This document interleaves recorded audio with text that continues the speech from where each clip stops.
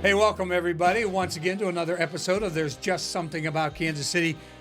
I'm just so glad to finally tie this guy down, one of the busiest guys in town. Chris Long, Palmer Square, of course, but you all know him a little bit better with the KC Current, the women's professional soccer team in Kansas City, and all the great things they are doing with the stadium and the practice facility and everything else that's going on in your life. Can't thank you enough for taking a little bit of time to sit down and talk to us about our great city. Oh, it's my pleasure, and thanks for the opportunity, and I very much admire what you do, so this is a fun thing for me. Yeah, it'll be some fun. We're both Pennsylvania guys. You realize that, right? I'm from the western side of the state in Pittsburgh, and you're from Doylestown, which is in the way closer to the eastern side, northeast side up there in coal-cracking country, right? Yeah, absolutely. I knew a few guys I went to school with that were from the Shamokin and all those areas up there near Doylestown. We had a couple guys from Doylestown, too, so it's been great. But your journey has been incredible. I'm sure way back in the day when you were playing high school basketball up in Doylestown and getting ready to go to Princeton to play ball for Pete Carell, it's just you probably had no concept that you would ever end up in Kansas City. No, I mean, quite honestly, I never even dreamed of it. It's really going to Princeton, meeting my wife Angie there. All of that opened my eyes to this bigger, broader universe. Which obviously included more than the tri-state area. Right. Yeah. You're right. So, talk a little bit about your childhood and growing up in Doylestown and what that was like for you. Yeah, I mean, I grew up near Doylestown, actually a smaller town than even that, called Hazleton. And it was the best upbringing, very family-oriented, big on values. Everyone was really close, leave your door open kind of mentality at night, Right. And it reminds me a lot of KC in that way, but it really gave me a lot of the grounding to do what I do today, whether it's working with people, it's helping solve problems on the money management front. Right. I credit Hazleton and Pennsylvania and that type of upbringing with so much. Yeah, right. What about siblings and everybody like that back in Pennsylvania? Yeah, I've got one sibling. He's about 4.5 years older than me. He's a superstar executive at Honeywell. He lives in Charlotte, North Carolina. He's actually their chief procurement officer. Okay. He's worked at a lot of the big boys here in the United States, from General Electric to BASF, et cetera. So super proud of him and get to see him a lot, which is nice. Yeah. Okay, so you're playing basketball, high school basketball in Hazleton, and very, very well, as a matter of fact. Was there a time, and I know you're probably getting recruited at that time, I know you ended up at Princeton. Was there anywhere else that you were thinking about going, or did you have a decision to make, or was Princeton number one from day one? Sadly, it was not number one from day one. It was one of the best decisions, if not one of the best decisions I've ever made. But I had really dreamed to play at Penn State, and I was getting recruited by Penn State. Ultimately had a verbal offer to play there. I wanted to be in the Big Ten, and for those of you unfamiliar with Hazleton, Pennsylvania, everyone is either a Penn State fan or a Notre Dame fan. Right. And I dreamed I'd be playing in front of my family and my friends, and it was close to my home. Unfortunately, that offer didn't come through ultimately. They actually offered my backcourt mate on my AAU team. So I was just devastated. But the whole time, I was obviously getting recruited by a whole host of other schools. Yeah. And Princeton was always sort of that number two to Penn State, and when Penn State didn't come through with the actual, ultimately the tangible offer, I pulled the trigger on Princeton. Yeah, yeah, that's a nice number two school to have on your list. Okay, I'll go to Princeton. Okay, which is Ivy League school, obviously. For people who don't know, and I know Chris probably won't say it, but to matriculate at an Ivy League school and play a sport at an Ivy League school at the same time is not the easiest thing in the world to do. No, it was extremely challenging. I mean, I think about like the nights on the bus with my little pen light, trying to study, because we always traveled by bus. We did not fly or do the fancy charter thing. You're expected to be a student first, so there is no real help when you're on the road for games, or you have to watch film, or you have whatever basketball related items. So I'm grateful to have had back to my hometown upbringing. Work ethic was part and parcel with someone who grew up in Hazleton. So I just busted and grinded the whole time, and fortunately it worked out. Yeah, you probably heard it from home anyway, right? You probably, hey, let's keep after it. Yeah. There's no compromising. There's no excuses. You gotta grind and get what you need to do. Is put yourself in a great position to get a job. Once this is done. Right. We will have Angie in here one of these days when we can tie her down for a minute. That's a little tough as well, but you can tell your side of the story, and then I'll let her tell her side of the story. How did that come about? Where did you meet? What years you meet? Who approached who? What was the situation? I know she was an athlete as well. Yeah. It's funny because she played soccer in high school here, and all of a sudden she goes to Princeton. She ends up playing rugby, which is tough. That's a tough sport, and it's football without pads is what it is. So how did that all come about? And when did you meet? And how'd you meet? Yeah, I'll tell you a fun story, which I'm not sure we've shared. So when I was a sophomore at Princeton, we had the largest dorm room on campus. It was 11 guys. And there weren't sorority houses or fraternity houses at Princeton. There's the concept called eating clubs, which are co-ed and are wonderful, but there's not the fraternity sorority piece.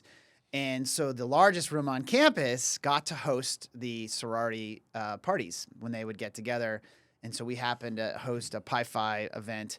And as one of the 11 guys, you got to attend the party with the other 80 other women who were part of the sorority. 11 guys and 80 women? Pretty much. Okay.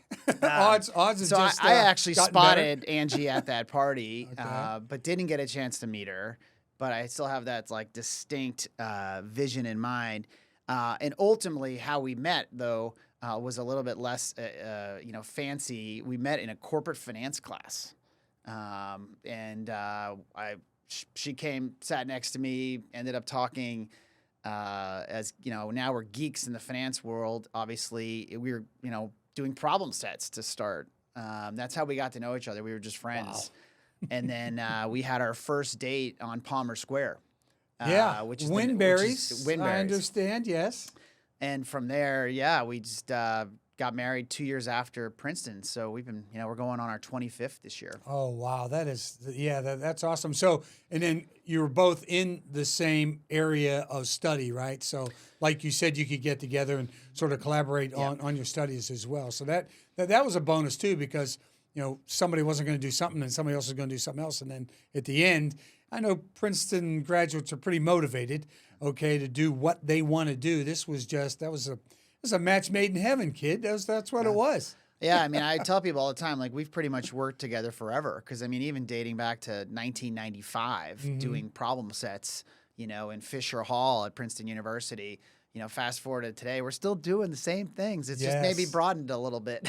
Yeah. So and you both graduated together, correct? You're both in the same 1997. class? Right. And then you go on to Harvard to get an MBA. Did you go to Boston did you have to be on campus to get that? Yeah. Okay. Yeah, that was a tough family decision because Angie and I were married at that point about 4 years, and she was just absolutely crushing it at JP Morgan in New York.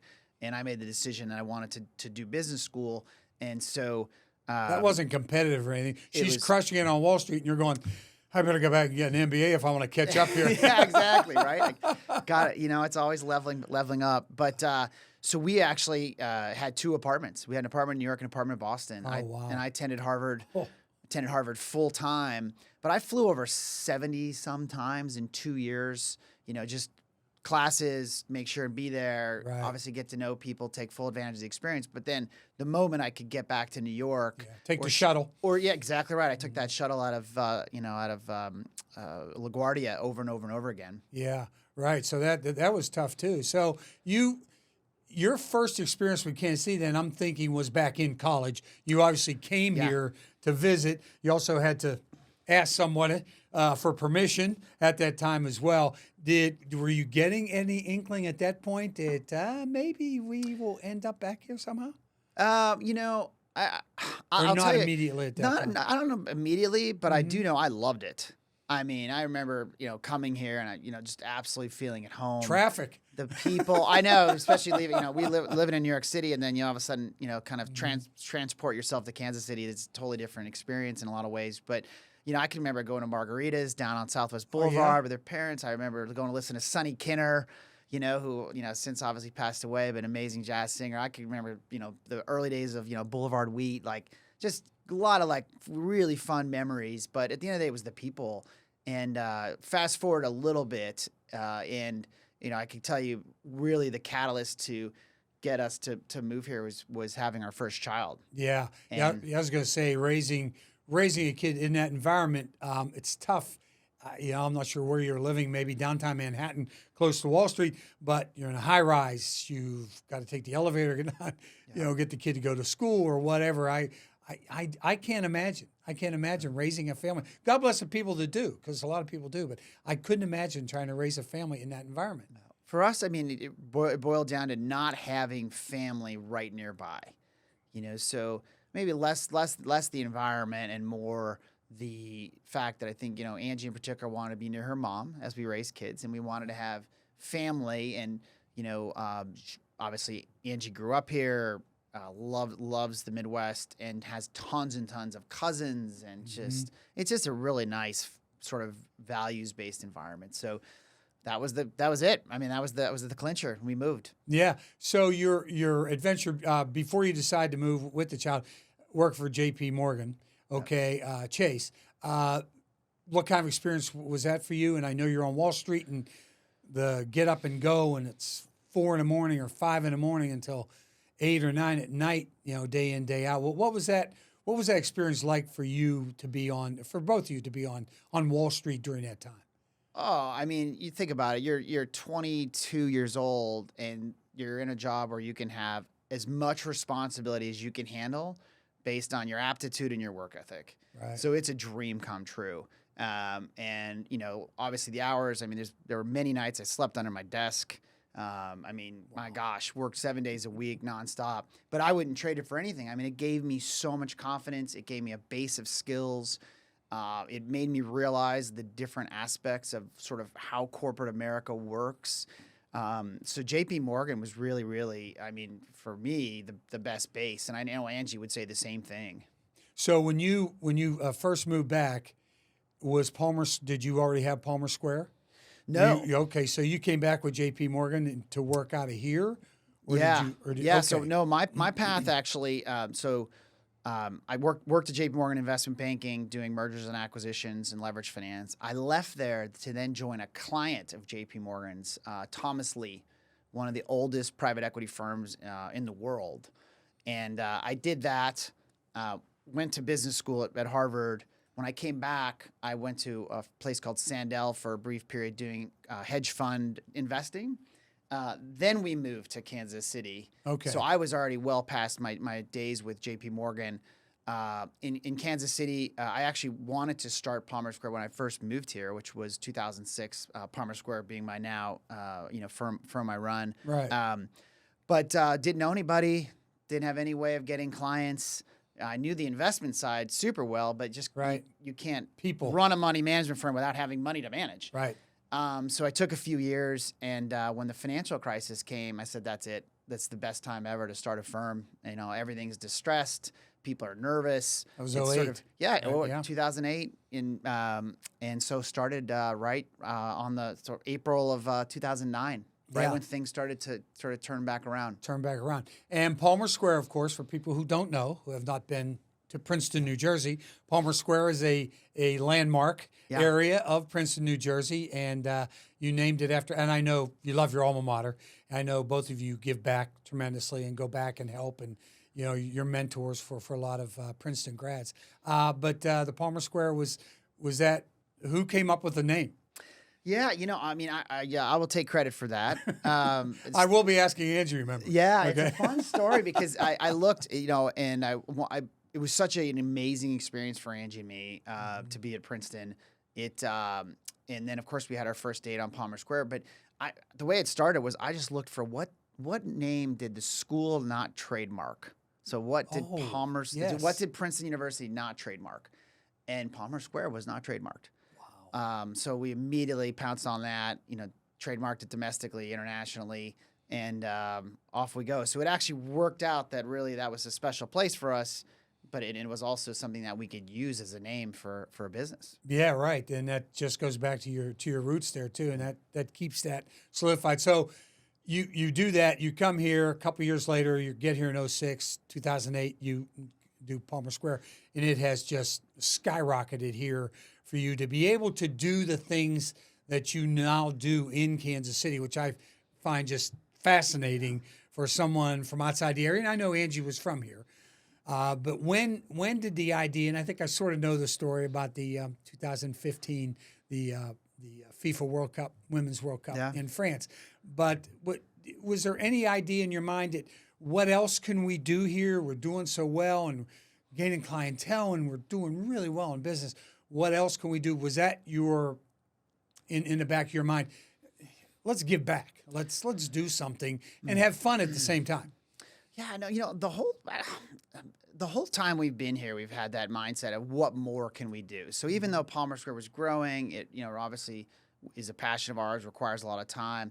We were doing a ton of community stuff. I mean, I was on the board of trustees for the Kansas Public Employee Retirement System. I was on the foundation board of Children's Mercy Hospital, the board of the Nelson Atkins, the board of St. Paul's Episcopal School, the Kansas University, Business School board.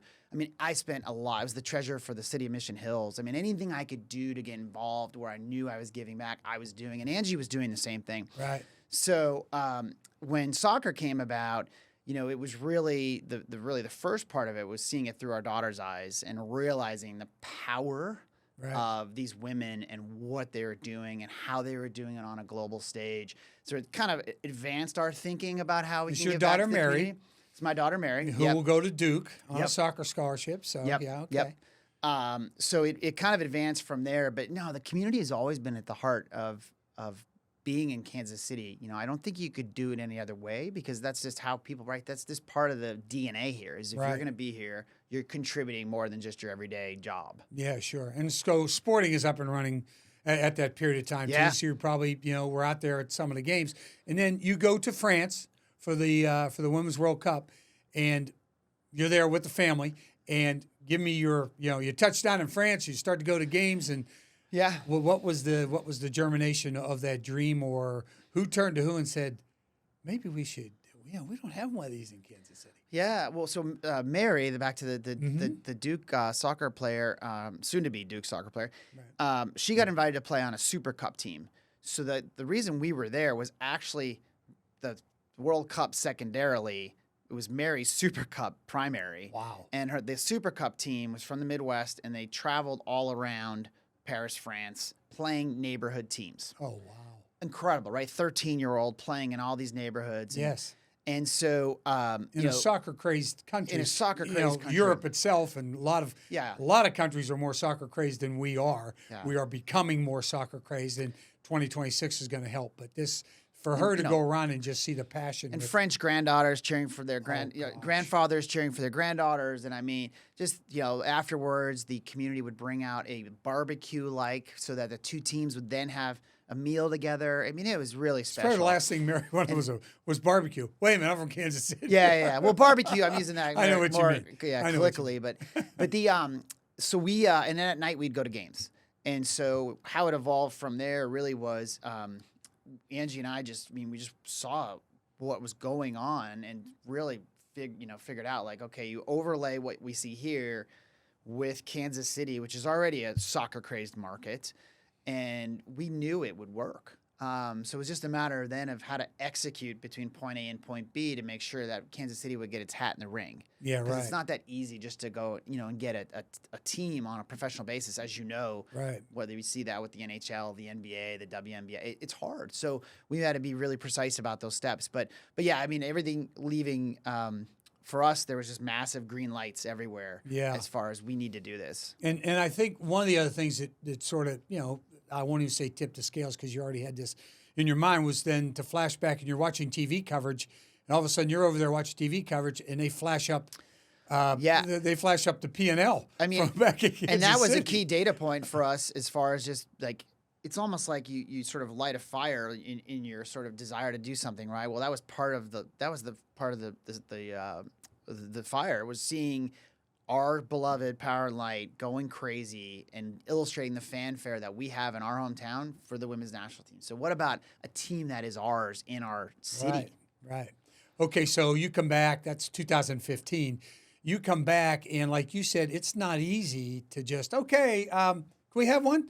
Can we have a professional team here? Well, what was that? What was the process like to try? Yeah, to try to get sure. the team? So we, the first bit was just figuring out the landscape. Like, who are the other owners in the league? Who was on the expansion committee?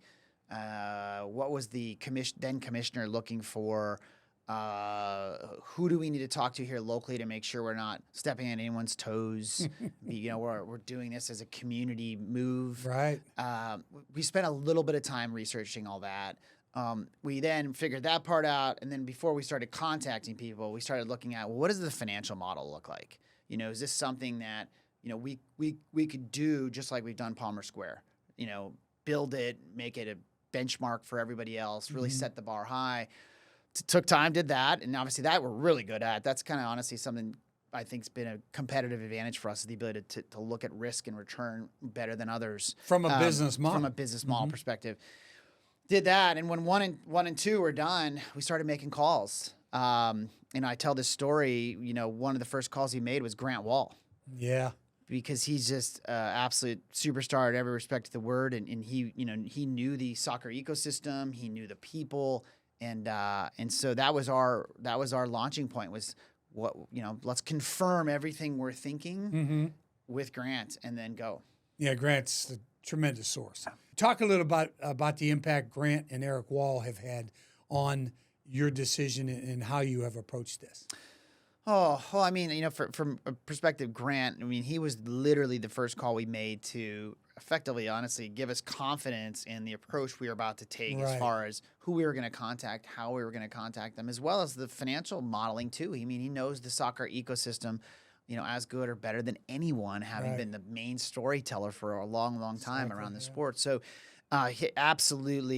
he was instrumental. And then from there, he made an effort to connect us with anyone he thought would be helpful for us. So he was sending text messages to XYZ owner or this person on the soccer writing side, and immediately we had credibility as soccer owners, even though we weren't there yet. We hadn't demonstrated that yet, but having the confidence of Grant's approval gave a lot of other people confidence in what we could do. And then you've named the press box in the new stadium after Grant in honor of him. Yeah. He tragically died covering the Qatar World Cup.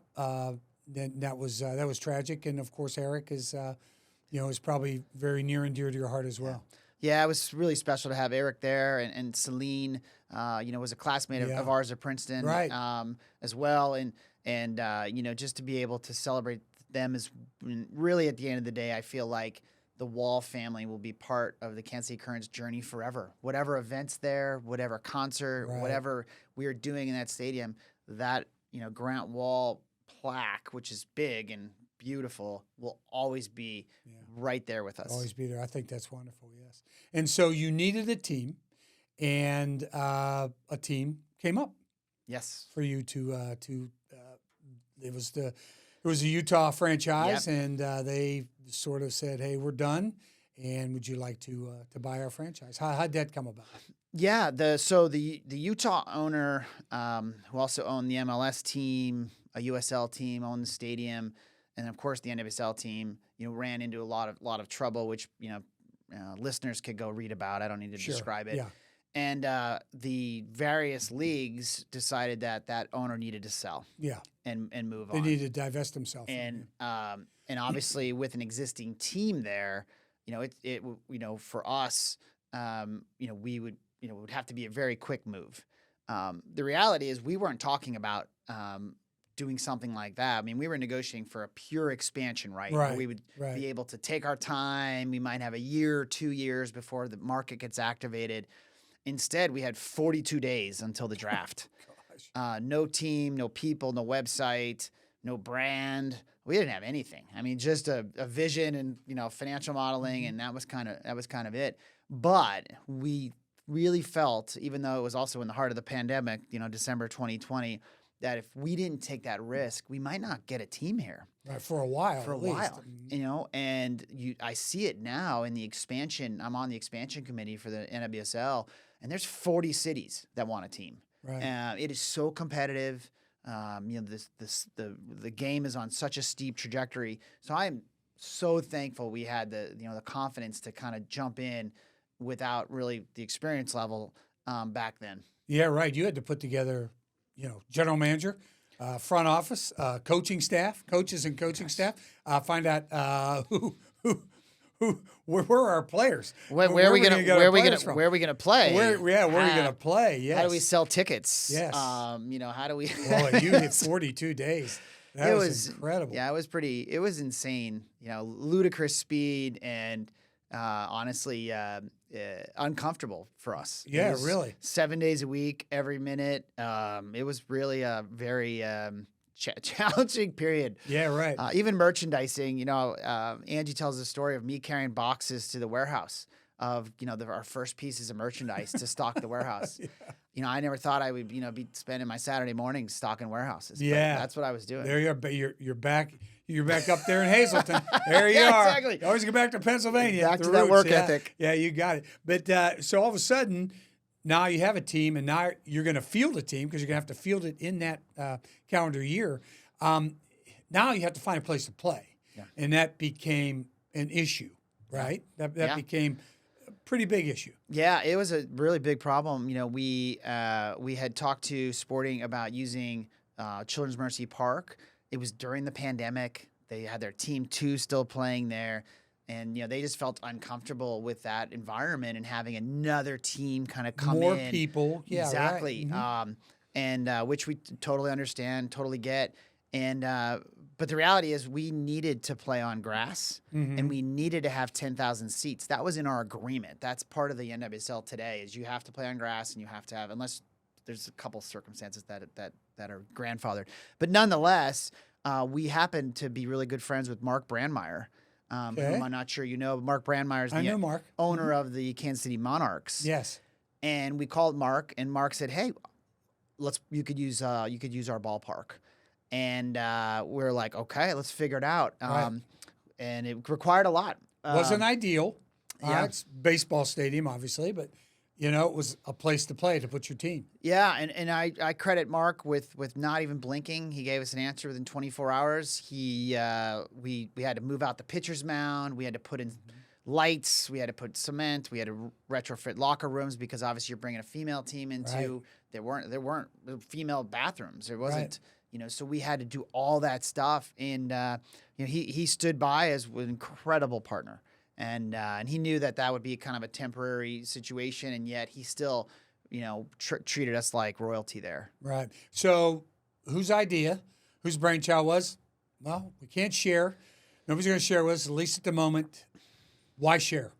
Yeah. Who said why share? Let's go build our own. Well, when we were doing that financial modeling I talked about earlier, kind of like that, second part of our analysis, we kept looking at the revenue model and saying, wow, if you don't have control of your facilities, the branding, the suites, how you charge on ticketing, all the naming, all those sorts of things, it's very difficult to make it a profitable entity. And we truly believe this is a great investment. I mean, obviously, it has an amazing community appeal to it. It's sports. It's the universal language. It affects everything. But it's a positive return on investment piece of the puzzle for us, too. And so we were already planning to be bringing about our own facilities. I don't know that we talked about it at that point. I don't recall if we put that in the press or not. But that was absolutely – we were looking at properties and where we could potentially settle. Yeah, you had 10 site studies, correct? I mean, we had a lot of site studies. Do you mind where else you were looking, or nothing that honestly became tangible enough to even bring it up.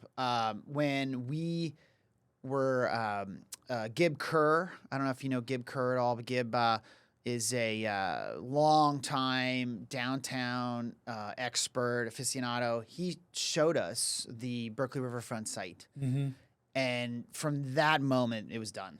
Right. We hadn't even had agreement. We didn't have any negotiations, nothing. But we knew we were going to privately finance it. Right. And so we really believe, hey, we control where we put it. We don't have to, go through a lot of the public process. So we were done. I mean, we just went full head on the Berkeley Riverfront, and it was the best thing we ever did. Yeah. Was there ever any thought in your mind not to just privately finance yourself, to get some help somewhere else? Or did you just decide, we're going to do this, this is our idea, we're going to do this, and we're going to just do this ourselves? The latter. I mean, we did that with our training facility in Riverside, Missouri as well. That's all privately financed. We just really wanted to back to that control and that ability to do things the way you want to do it, because with that, you could do so much more, whether it's for the community, whether it's for your corporate partners, for the fans. We really control every aspect of it, which is pretty powerful. Right. And the stadium is unique. You're going to be up and running 24. I mean, the season's coming. The stadium is unique in its own right. It is the perfect size. Thank you. I think, and it can be retrofitted really quickly to do concerts or to even play football, which I find very interesting. I'm thinking right away, he's going to have some high school football games in there. We are. May even have a small college football game in there or whatever, right? That's the goal. I mean, rugby, lacrosse. Rugby, of course. Talk about Angie and her rugby, definitely. Yeah, we've got the field is designed to accommodate the specifications for all those different sports. Wow. The rigging is there to do concerts. I think we're going to surprise some folks over time with how cool and flexible and innovative we can be with that stadium. Yeah, I always thought that was a great spot. I always thought when there was a bunch of years ago, they were talking about the Royals going downtown. Originally, this was years ago. And I always thought, wow, that area has never been used. Everybody goes, well, we're going to have a 35,000 seat stadium, and we have to get parked. We got to get all the cars down here. We got to figure out a way. Boom, boom. And it didn't happen. Now the Royals, of course, looking for a downtown stadium. But I always thought that was a perfect spot. Maybe not for the Royals, but it absolutely ended up being perfect for you. Thank you. I mean, and the size of that and just everything about it, just ended up being perfect, right? It's everything. I mean, we're on the river, right? The city was born on the river, right? We're revitalizing that whole area. It was a reclamation. It was a really bad site, way back when, and due to the efforts of so many different people, it's now in this position where it's going to be an entertainment and sports destination. So we're thrilled to be able to play a part in that. Yeah, and your social media aspect of what you do. I mean, you're on. I'm an old guy, okay? So I'm on Twitter, and I'm always getting me on Instagram type situation. And I still don't know what to do with Instagram. But your social media approach to the team and getting your branding out there and everything else that's happening has been second to none. I mean, and you and Angie are always front and center whenever something happens. It's not like, oh, they show you the stadium. No, there are the Longs. They're standing right there with whomever else. And the other part about the stadium and doing all that is everything is local. Mm-hmm. All the concessions are local, which I just found that was perfect. And I know you're a big guy about entrepreneurs. Oh, it had to be authentically Kansas City. So you'll even see it in the art once you go in the stadium. Mm-hmm. That obviously hasn't been released yet. But the whole piece of this is we want people to visit it, whether it's someone from the metro, it's someone internationally, and know this is authentically Kansas City. Yeah. And we were lucky in a lot of ways to partner with a lot of great people, including Colby and Megan Gerolds, who are absolute James Beard Award-winning chefs and are behind Blue Stem and then now Rye. They helped us with a lot of the restaurants. Wow. And you think about the restaurants that we have, I mean, they are the creme de la creme of our area, from Joe's to Billy's Grocery. So people are going to want to go there also just to eat. Yeah. Listen, I'm going to tell you that. I'm not sure about tailgating, but I'm sure you'll have tailgating of some sort. Because you can't have an athletic event anywhere now in this area where you're not going to have people out there tailgating and having some fun. So. Yeah, absolutely. Yeah. That's the name of the game. Yeah, it really is. Okay, so you have all the locals in there. Stadium's ready to go. The team and the players just perfect for Kansas City. I see them out and about everywhere, and I'm sure that's part of the mission. And when you tell them when they come here, look, here's the deal. This is our town. It's our team. It's your team. Let's get out into the public and let's really sell this thing. I think the everyone from ownership obviously on down has really embraced that fact here. Well, what's so interesting is, and I don't know if this is emblematic of women's sports broadly, but I definitely see it with our players, and I see it definitely in women's soccer. They want to be part of the community. Mm-hmm. It's not even a request. You look at after any game, even if we lose, and hopefully that happens less and less over time. Yeah, right. It will. They're out signing autographs for an hour and a half after the match. Debinha, right, top 10 player in the world, from Brazil, Ballon d'Or, finalist. She's given people her cleats, her boots. I mean, it's remarkable what they do. So yeah, it's just part of their DNA. It's not even a request, and I think that speaks volumes to the character of the professional women's soccer player today. Yeah, it's incredible. It's funny. We had George Brett in here before, and he became a big sporting fan. Yeah, and he and Mike Illig, have become great friends, and we've had Cliff in as well. But George told me, he said, "Yeah, I became a big fan of sporting." He says, "I can't wait to go to the women's game." He said, "I can't wait to go to that new stadium down there on the riverfront."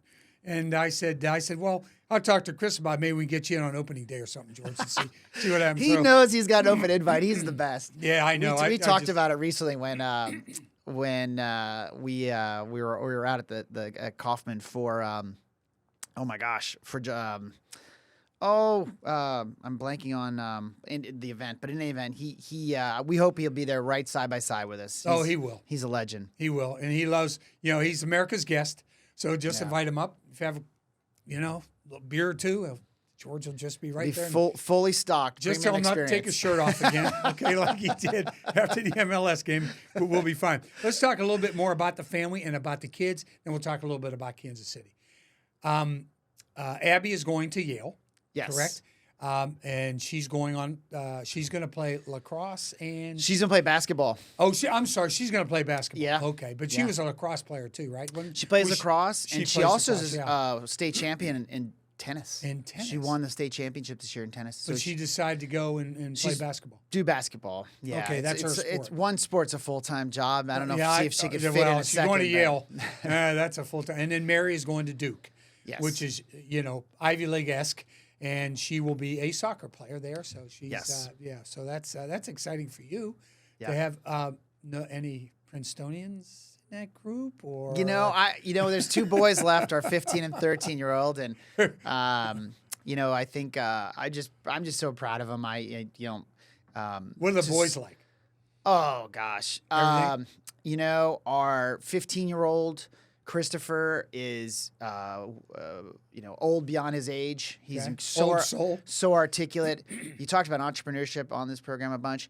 That guy is a better entrepreneur than Angie and me are. I mean, he's already on his third business, from selling Quizlets at school to. And he's how old? He started a reseller business online of luxury goods to. Oh, wow. And all the while he's playing top level USDA tennis. The kid's amazing. He's 15. And he's a tennis player. He's a tennis player. And my 13-year-old is lacrosse and tennis.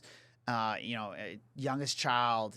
Incredibly compassionate, but also super driven and wanting to kind of. Basically beat his sisters as far as what they've accomplished. So it's fun. He has a stick in his hand. He does. So he's a rackets guy. He's a dangerous. rackets guy. He's dangerous.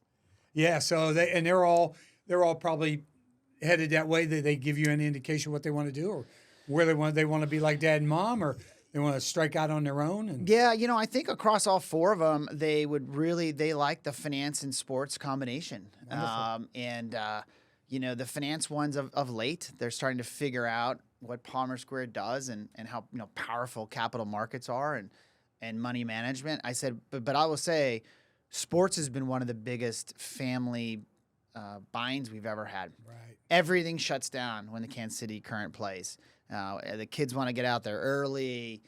Wearing teal, and it's a very cool family experience because they're 100% bought in, and all that matters at that point in time is that team and that feeling around the stadium. Yeah, it will be incredible for them, and for you you're a transplant, Hazleton, Pennsylvania, to Princeton, to Wall Street, and all of a sudden, I'm sure Angie and you had your first child, went New York's not the place, and you had been to Kansas City many times and loved it.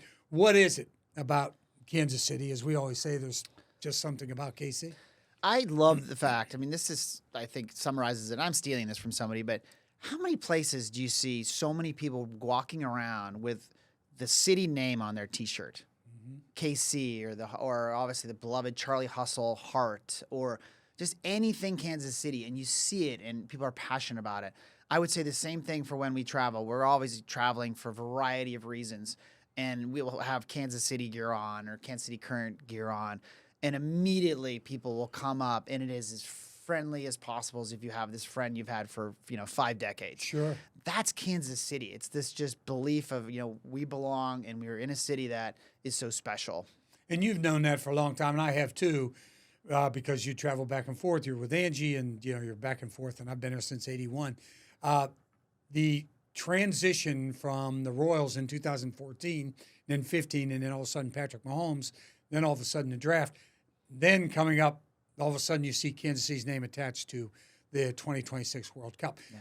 Those things don't hurt. No, they don't. I mean, this is a winning town, right? And winning begets winning. It's a momentum thing. So Frank, you're absolutely right. And I credit the leadership we have in and around the city. The sports culture is amazing. It's a 1 + 1 = 3 type attitude. Kathy Nelson, Visit KC, and also the Sports Commission, is a top-notch executive. Put her against anyone in the country, she rises to the top.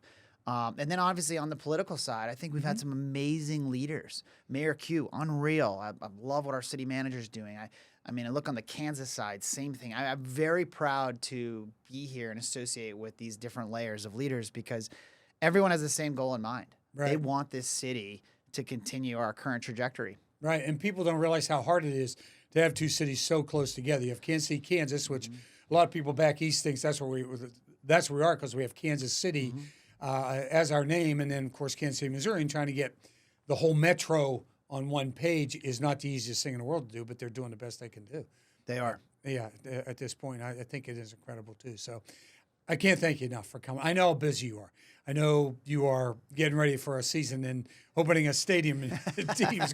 I mean, I know you didn't want to think about it sometimes, but I can't thank you enough for coming in and spending some time with us. And like I told everybody, excuse me, we will have Angie in as well. So I love it. Well, it's an honor. Thank you. I'll get the other side of the story on this as well. Find out see if you were telling the truth. But Chris, can't thank you enough. Thank you. You're a so good much. man, Pat. Yeah, thanks for coming in. Folks, that's why there's just something about Kansas City.